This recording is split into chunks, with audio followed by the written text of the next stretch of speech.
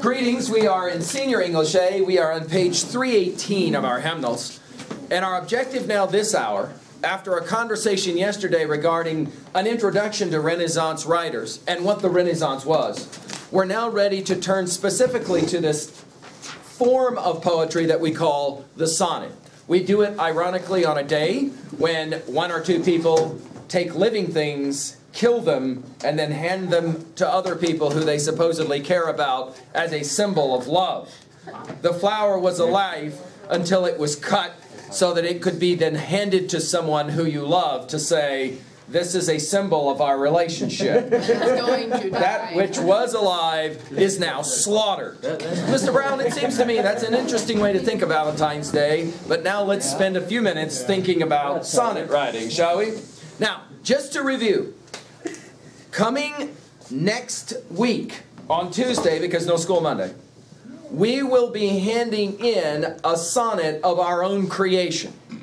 If it was me, I would be sitting now with a blank sheet of paper in front of me as I got ready to take a few notes to answer a simple, what really is a simple question, what is a sonnet?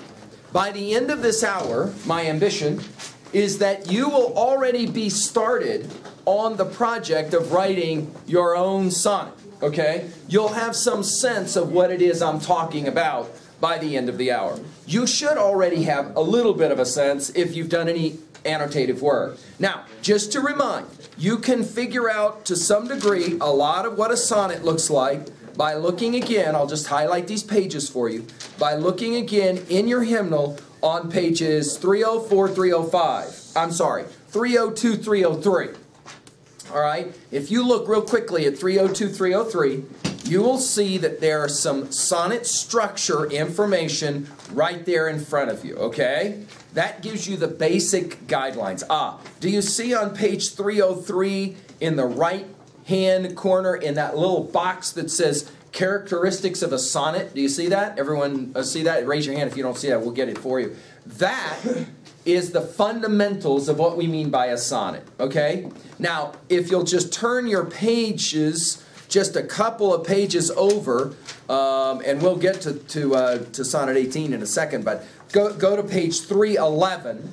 Do you see at the top of the page there it says the Shakespearean Sonnet? Do you see that? Now those are sonnets written by a cat named Spenser. Got me? Then, if you'll flip a couple of pages over, we're working then on page 317. Do you see where it says Shakespearean Sonnet? Do you see that? Now, heads up. For the exam that's coming next week, you'll definitely need to know the differences between Spenserian and Shakespearean sonnets. It's not that difficult. I'll explain it to you in a moment. The sonnet that you will write, coming due next week, will be a Shakespearean sonnet. Do you got me? Okay? That's why we're going to begin on Sonnet 18.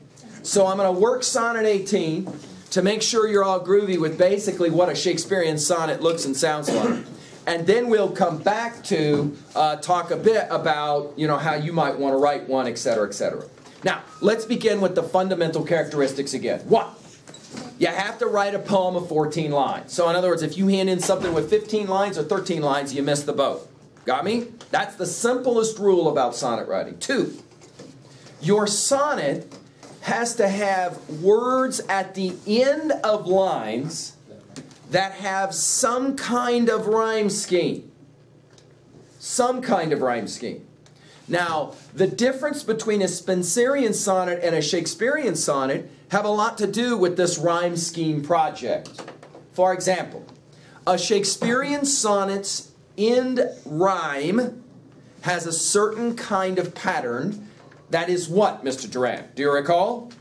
Using little a's, b's, c, d's, e, f's, and g's, as in lowercase letters, we recognize rhyme scheme of a Shakespearean sonnet as how? A, B, A, B, C, D, C, D, E, F, E, F, G, G. Now, there's one or two of us that are sitting in this room going, okay, What you just said is a strange way to say the alphabet, and I got no idea what you just said with this A, B, C, D, E, F, G, G thing. So what's going on with that? Well, think of it this way. You have how many lines in the poem? 14. At the end of the first line, you always write a small letter A.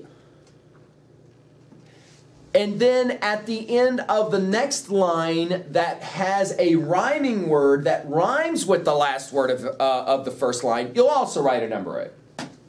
If the last word of the second line doesn't rhyme with the last word of the first line, you're going to write a little letter B there. Got me? Now the Shakespearean sonnet, the Nike shoebox game that he was playing, to use a metaphor from yesterday, is A, B, A, B. That is to say, the first line rhymes with the what? Third line. The last word of the second line rhymes with the, right? And how many lines is the first four? 4 lines we call what? A qua, which coming from 4. A quatrain. A quatrain. Got me? So you're going to have 4 lines of a sonnet, Shakespearean sonnet, that will have a rhyme scheme of A, B, A, B. Then you're going to have a second group of 4 lines. Only they're going to have a different rhyme scheme. They're not going to end, those words are not going to end with anything from the first 4. So we designate a new couple of letters, right? And now all of a sudden we are to C, D, C, D. That's another 4, which again, what do we call it? Just preparing for the exam. What do we call that? 4 lines together? As a unit, we call it a quatrain. Got me? Then finally, we will have 4 more sets, which is our E, F, E, F. Now that's 12 lines. 3 times 4 is 12, correct? Yep. See, who says humanities students can't do math? Then we have a final 2 lines that we will call a rhymed couplet, because there's a couple of them, there's 2. And those rhymed couplet lines will also rhyme. Okay? They will also rhyme, but those 2 rhyming words are different from any other in the poem. That's why we finish with G, G, because there's no other words at the end of the line that will rhyme with the 2 G, G. Now, I've often said to students, a lot of this is a little bit obscure and difficult until I actually look at a poem. And then once I actually study a poem, let's go to 318 and Sonnet 18. And once I actually work with one of these poems, I kind of like the light bulbs all start going on, okay? So first of all, let's look at Sonnet 18 by Shakespeare, okay? So we'll read it, we'll analyze it from its form, and then we'll start messing with content, all right? All right, here we go. Shall I compare thee to a summer's day? Thou art more lovely and more temperate. Rough winds do shake the darling buds of May, and summer's lease hath all too short a date. Sometimes too hot the eye of heaven shines, and often is his gold complexion dimmed. And every fair from fair sometimes declines by chance or nature's changer's course untrimmed. But thy eternal summer shall not fade, nor lose possession of that fair thou owest, nor shall death brag thou wanderest in his shade, when in eternal lines to time thou growest.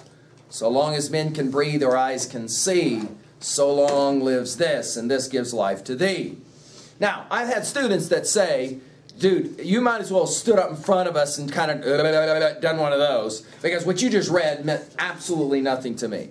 My objective now is to help you, A, understand sonnet form, B, figure out what Shakespeare's saying in Sonnet 18, and C, it is actually a very interesting love poem, given the day and all for Mr. Keeley. We'll want to make sure that we point that out, that this is in fact one of the great love sonnets of all time. Now, what exactly do we mean when we talk about a Shakespearean sonnet? Well, let's count lines. Notice down the left-hand side, and by the way, when you submit your sonnet to me, you will do this only with, you'll print your poem, and then you'll do this with red ink, where you will write number of lines. So we make sure we've got how many again? 14 lines. Take a look and see. Does Shakespeare have 14 lines? He does. Now wait a minute. In our second characteristic, we're looking at this rhyme scheme thing. Let's take a look at it. What did we say is the Shakespearean rhyme scheme again? A, B, A, B. Take a look at it. Does day rhyme with may? Yes. And does temperate rhyme with date? Does, right? You can go on, right? You can see. Notice the last two lines, and Shakespeare liked to indent those last rhyme couplets. Notice you have see and thee. Do you see it? So hurrah, we've got two of the three requirements. Whoa, whoa, whoa. What do you mean three requirements? Well, remember we said first requirement for a sonnet, this we definitely want to write down. First requirement for a sonnet is 14 lines. Second requirement for a sonnet is the rhyme scheme of A, B, C, D, C, D, E, F, G, G. Now I got it. I got that. I got two of those required characteristics, but there's a third required characteristic, and it's the use of what we call iambic pentameter. No, what did you just call me? No, iambic pentameter. Okay, now what exactly is an iambic pentameter? Well, take a look at this, and I'll help you to understand this. Much easier for me to show it to you than it is for me to tell it to you, okay? Take a look at this. There's two ways for me to read Sonnet 18, first four lines. Watch this. The first is to read it this way. Shall I compare thee to a summer's day? Who's hotter, my girl or a summer's day? Shakespeare invents the concept of beauty as being hot.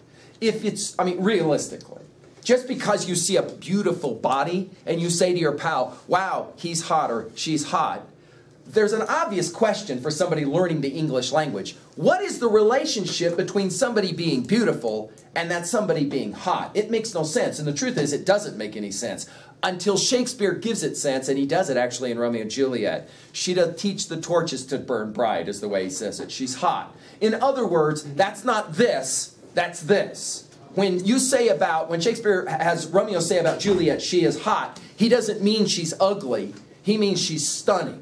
Okay, and from that point, along with this poem really is the one of all, because he asks a simple question. Look at it again. Shall I compare thee to a summer's day? Which is better, a summer's day or my girl? Which is hotter, more beautiful? Notice he says it right away. Second line. Thou art more lovely and more temperate. In other words, what's he say? His girl is what? Better, hotter, better than a summer's day. Right? Notice the third line. Rough winds do shake the darling buds of May. Sometimes in the summertime, winds blow, and a nice day turns into a crummy day. Those of us who spend any time on Boyson Lake know that come afternoon. It can be dead still in the morning, and by the afternoon, it's bad news, right? So wind can screw it up. And summer's lease hath all too short a date. In other words, a summer day sometimes can what? What does that mean, summer's lease hath all too short a date? Yeah, a summer's day can go away really fast, right? Sometimes a summer's day starts out looking really nice and it goes crummy. Now, wait a minute. Notice how I read that. Shall I compare thee to a summer's day? Thou art more lovely and more temperate. That's one way to read it. But there's another way to read it. Watch the words as I read it a second way, Mr. Brown. Watch this. Shall I compare thee to a summer's day? Shall I compare thee to a summer's day? One more time. Shall I compare thee to a summer's day? Look at the last two lines. So long as men can breathe or eyes can see. So long as men can breathe or eyes can see. Now watch me while I do it. So long as men can breathe or eyes can see. Watch me again. So long as men can breathe or eyes can see. Watch me one more time.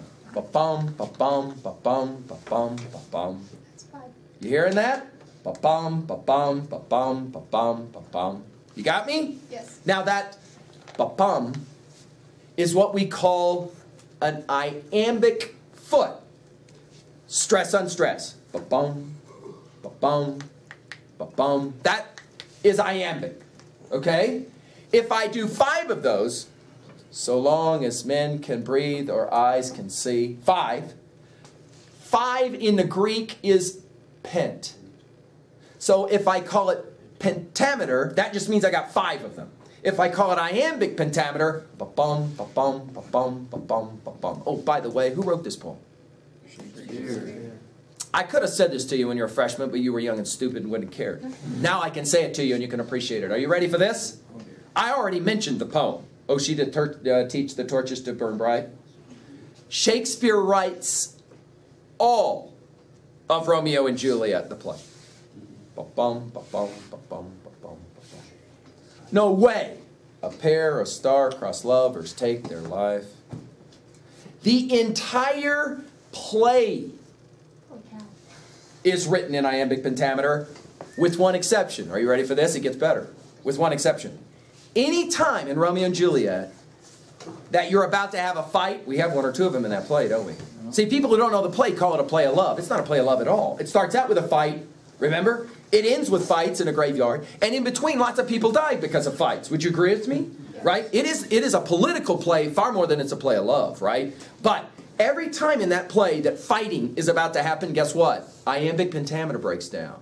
And he doesn't write an iambic anymore. And then as soon as the fight is over, come right back to ba-bum, ba-bum, ba-bum, ba-bum, ba-bum. Now notice, I read, shall I compare thee to a summer's day, thou art more lovely and more temperate. You don't hear the iambic pentameter until you do something very special that we call scanning.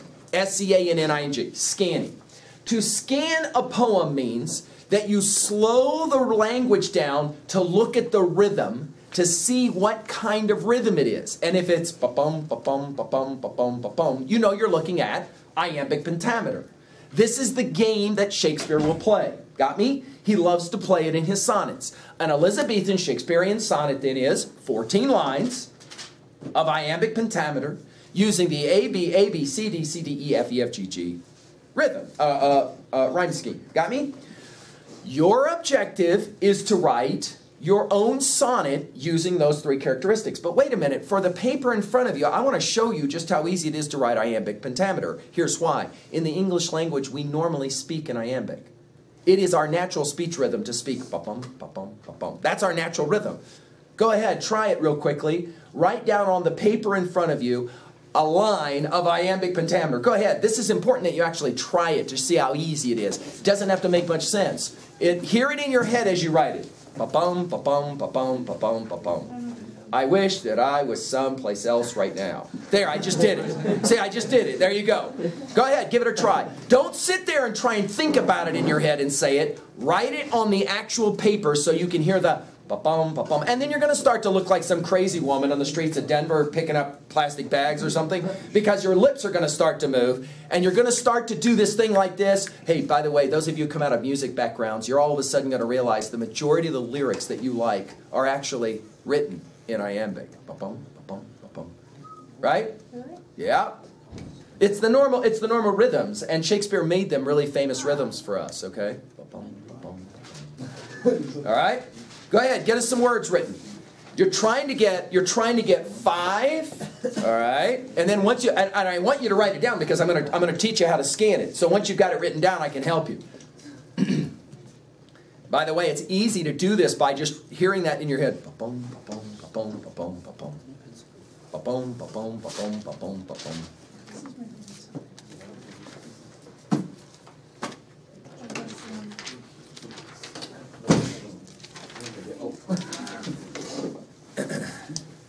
Hey, by the way, go to 303 real quickly. See, you saw this, but it's a funny thing how you can see something and not see it. On page 303, do you see up there at the top corner where it says the length of the line is 14 lines? And then do you see where it says meter and it says iambic pentameter, and then it gives you that academic definition, lines containing 5 metrical units. Do you see that? Right? Okay, that's kind of funny, right? Okay. What it means is ba-bum, ba-bum, ba-bum, ba-bum, ba-bum. Do you see it? Those little marks? Do you see those little marks?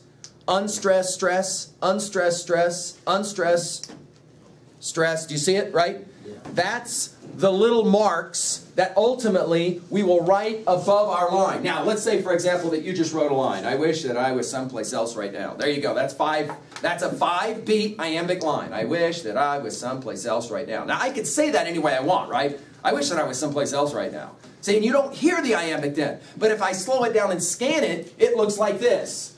Ba-bum, ba-bum, ba-bum, ba-bum, ba-bum. You see that? Then I can draw lines in between that, really identify it, and I can do this. Ba-bum, ba-bum, ba-bum, ba-bum, ba-bum. See that? Then I know I've got 5, are you ready for this? Iambic feet. Unstressed stress. Ba-bum, ba-bum, ba-bum, ba-bum, ba-bum. You got me? Now Shakespeare will play this game where he says, I want to write poetry that's 14 lines that plays this iambic game with a certain rhyme scheme of A, B, C, D, C, D, E, F, E, F, G, G. But I'm also going to say something like this. Which is better, a summer's day or my girl? He answers in line 2, thou, that means you, art more lovely and more temperate.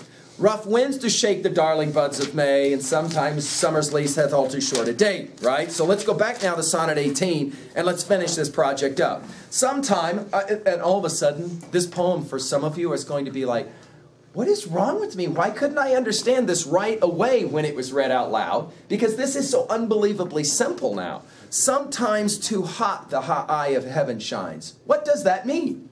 What is the eye of heaven? Yeah, Rothlieder says this is easy. Sometimes a summer's day is like wretched hot.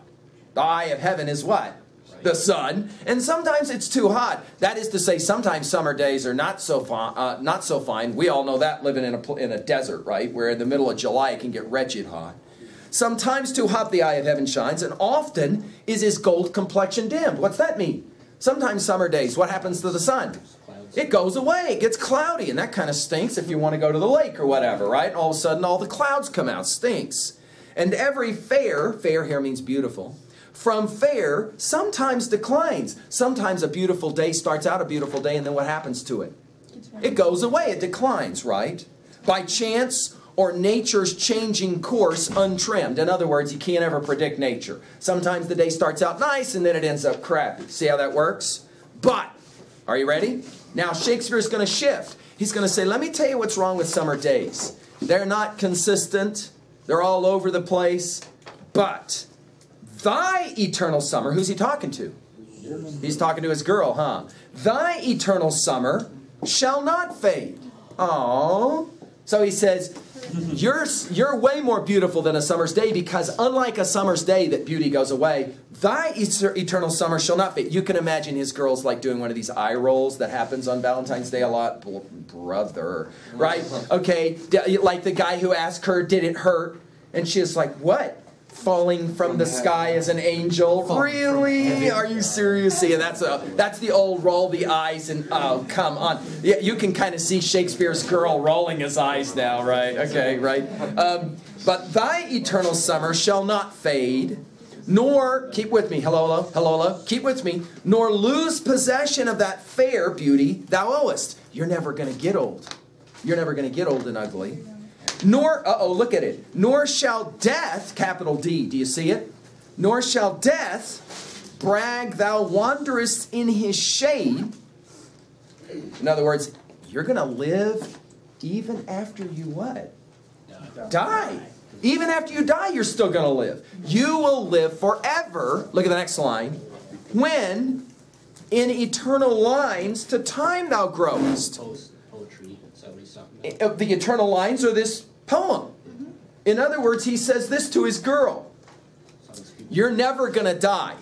Unlike summer days that do go away. You're never going to die. Your eternal summer shall not fade. Because I'm going to write a poem about you. And for the rest of history, people are going to read that poem. And every time they read that poem, guess what? They're going to be thinking about you. And that means you'll never die. And it's interesting that you can imagine that she would be like, yeah, right, whatever. Notice how he finishes it. So long, because, right, she obviously is rolling her eyes like, whatever. Nobody's going to read your poetry after I'm gone. Look at what he says. So long as men can breathe or eyes can see, that is to say, as long as there's a person alive on this planet to read, so long lives this poem, right? And this gives life to thee. Now, what's interesting about this, and of course Michaels is right, we do not know who this woman is, but Shakespeare would say, who cares? The minute you read this poem, you've remembered my girl. The minute you remember my girl, she just beat a summer's day, and I win. I didn't lie to her. I didn't lie to her, right? Shakespeare says, I didn't lie to her. She thought I was lying. I wasn't lying. Shakespeare's the cat that gets to say for all time, because guess what? This poem gets read at least once every day, and it will. And it will. Why? Because this is one of the classic anthologized sonnets of all time. This is a quintessential offering of Shakespeare's perfect example of a sonnet. Ba-bum, ba-bum, ba-bum, ba-bum, ba-bum. But he's able to do it and say something at the same time. Now, Shakespeare will play all kinds of games by playing this game of iambic pentameter. For example, on 321, Take a look at this one. Let me not to the marriage of true minds. This is Sonnet 116. By the way, he didn't name these sonnets, and later scholars numbered these sonnets, and so that's how we reference them. Sonnet 18, Sonnet 116. He wrote a bunch of these. And by the time he dies, he's already considered the greatest poet in the English language because of these sonnets. Got me? That's why when most people ask who's the greatest poet of all time, most people will say Shakespeare because of sonnets like this and the fact that, for example, he could write all of Romeo and Juliet in iambic pentameter, right? Okay, so I mean, you know, when you're a cat that can do that, you start to get the kind of respect. Why? Well, you're going to find out as you get ready to write your sonnet how hard it is. Now, writing iambic pentameter is not hard. That's easy. Ba-bum, ba-bum, ba-bum, ba-bum, ba-bum. That's fairly easy. But writing sonnets of iambic pentameter, that's a little more difficult if you're going to use that rhyme scheme thing. If you're going to do that rhyme scheme thing, it's a little more difficult, okay? So you're going to find that out. Let's take a look at Sonnet 116. How do you know? I'll set you up for this one. How do you know when it's true love? It's appropriate on a day like this, right, to ask this question. How do you know when it's true love? Shakespeare's going to tell you the answer. Take a look at what he says. Let me not, to the marriage of true minds, admit impediments. Love is not love which alters when it alteration finds, or bends with the remover to remove. Oh no, it's an ever-fixed mark that looks on tempests and is never shaken. It's the star to every wandering whose worth's unknown, although his height be taken. Love's not time's fool, though rosy lips and cheeks within his bending sickle's compass come. Love alters not with his brief hours and weeks, but bears it out even to the edge of doom. If this be errand upon me proved, I never writ nor no man ever loved. Now, this is a quintessential love poem. That is to say, Shakespeare at the end of this poem is going to say to his girl, I really do love you. It's not like just saying the words. But obviously the question is, what is love? Like, how do you know true love? One or two of you have asked this question in your life already, right? You're not even 2 decades old and you've already asked this question. How do I know when it's real love versus lust or some kind of, you know, emotional fantasy or whatever? Shakespeare will answer this question in this poem by reversing the order. He starts out by saying, let me not to the marriage of true minds, the coming together of true minds, admit impediments. If you impede your speed, do you go faster or slower? Slower. To impede means to block or to slow down. So he says, I don't want to get in the way of two true minds coming together, married. I don't want to get in the way of that. Love is not love. He'll tell you what love is not. Love is not love which alters, that means changes, when it alteration finds. You're probably familiar with this. It happens all the time in the sophomore class, doesn't it? Oh, I'm so in love. 2 days later, oh, I hate her guts. Whoa, whoa, whoa, what happened? I thought you were so in love. No, not anymore. Shakespeare says that's not love. Love does not alter when it alteration finds or bends with the remover to remove. In other words, just because someone no longer loves you back, you don't stop loving if it's true love. Notice he continues with an interesting word picture. Oh no, it's an ever-fixed mark. That little mark above there gets him fixed, which gets him as ba-bum, ba-bum, ba-bum, ba-bum, ba-bum. You got to get your iambic in there. Oh no, it is an ever-fixed mark that looks on tempest and is never shaken. It's the star to every wandering bark. Now there's 3 uses of the word bark, right? One, of course, is that wretched thing I did while I was reading it the first time, the sound the dog makes. The other, of course, is the bark on a tree, like Ruthie's tree. The third is an arcane use of the word bark. It's the word ship. Shakespeare uses an interesting word picture. In Shakespeare's day, if you went out onto the ocean, and you did it a lot, the only way you could navigate, because you didn't have the technology we have today, the only way you could navigate, no GPSs, any of that. The only way you navigated was to use what? You couldn't just use stars, though, because stars all move.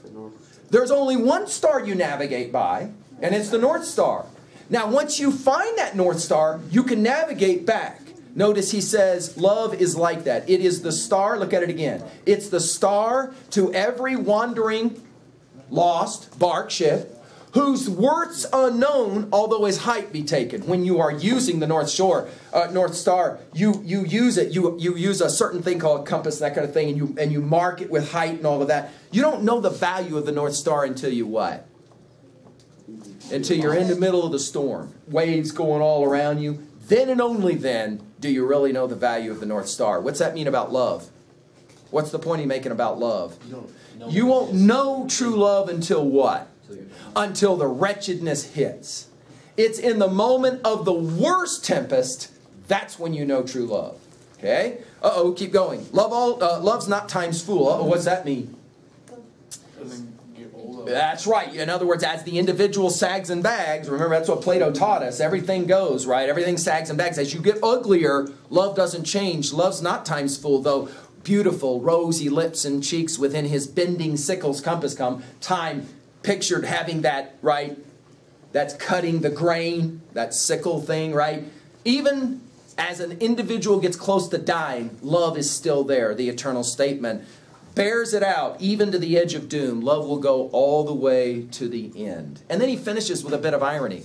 If what I've just said about love be error, wrong, and upon me proved, if you could make the argument against it, I never wrote anything, and no man ever loved. Well, how do we know?